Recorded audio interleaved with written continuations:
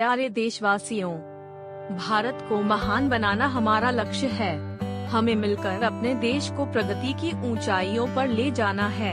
इसके लिए हमें विज्ञान और प्रौद्योगिकी में उत्कृष्टता हासिल करनी होगी।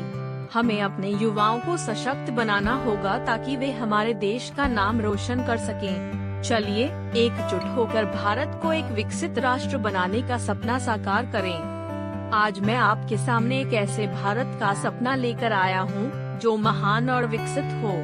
भारत को विश्व का सबसे महान राष्ट्र बनाने के लिए हमें कुछ महत्वपूर्ण कदम उठाने होंगे। इस सफर में सबसे महत्वपूर्ण बात यह है कि हम सभी एकजुट होकर कार्य करें और अपने लक्ष्य की ओर बढ़ें। मुझे याद है जब मैं छोटा था, रामेश्वरम के एक छोटे से गांव में रहता था।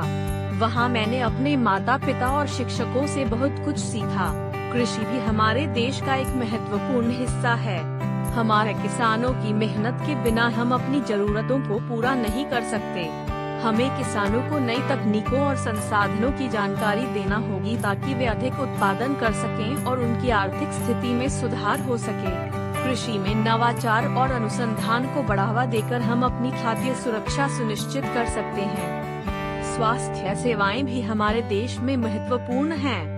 हमें सभी नागरिकों को सस्ती और गुणवत्तापूर्ण स्वास्थ्य सेवाएं प्रदान करनी होंगी। इसके लिए हमें अपने स्वास्थ्य प्रणाली को मजबूत बनाना होगा और अधिक चिकित्सकों, नर्सों और स्वास्थ्य कर्मियों को प्रशिक्षित करना होगा।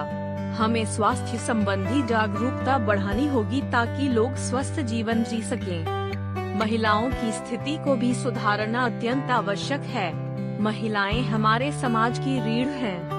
हमें उन्हें शिक्षा, रोजगार और स्वास्थ्य सेवाओं में समान अवसर प्रदान करने होंगे। हमें महिलाओं को सशक्त बनाना होगा ताकि वे अपने अधिकारों के लिए खड़ी हो सकें और अपने सपनों को पूरा कर सकें। कृषि भी हमारे देश का एक महत्वपूर्ण हिस्सा है। हमारे किसानों की मेहनत के बिना हम अपनी जरूरतों को पूरा नहीं कर सकते।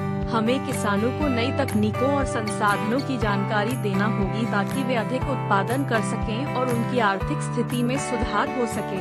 कृषि में नवाचार और अनुसंधान को बढ़ावा देकर हम अपनी खाद्य सुरक्षा सुनिश्चित कर सकते हैं। स्वास्थ्य सेवाएं भी हमारे देश में महत्वपूर्ण हैं। हमें सभी नागरिकों को सस्ती और गुणवत्तापूर्ण स्वास्थ्य सेवाएं प्रदान करनी होंगी।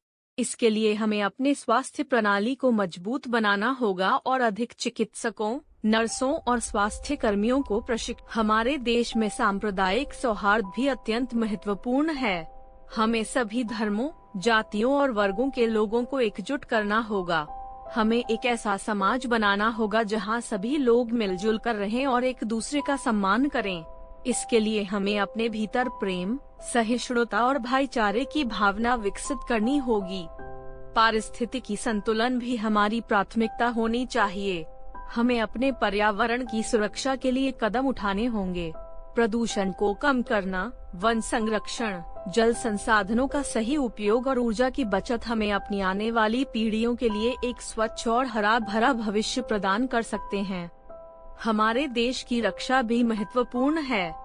हमें अपनी सेना को आधुनिक और सशक्त बनाना होगा ताकि हम किसी भी बाहरी खतरे से निपट सकें।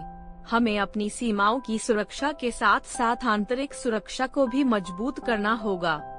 सभी नागरिकों को रोजगार के अवसर प्रदान करना भी हमारी प्राथमिकता होनी चाहिए। हमें ऐसे उद्योगों और व्यवसायों को प्रोत्साहित करना होगा जो रोजगार के नए अवसर प्रदान करें।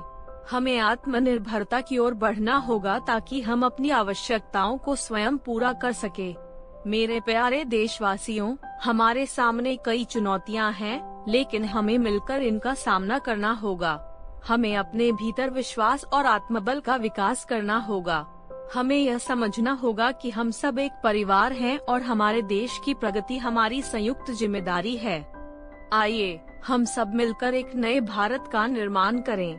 एक ऐसा भारत जो विज्ञान, प्रौद्योगिकी, कृषि, स्वास्थ्य, शिक्षा और सभी क्षेत्रों में अग्रणी हो। एक ऐसा भारत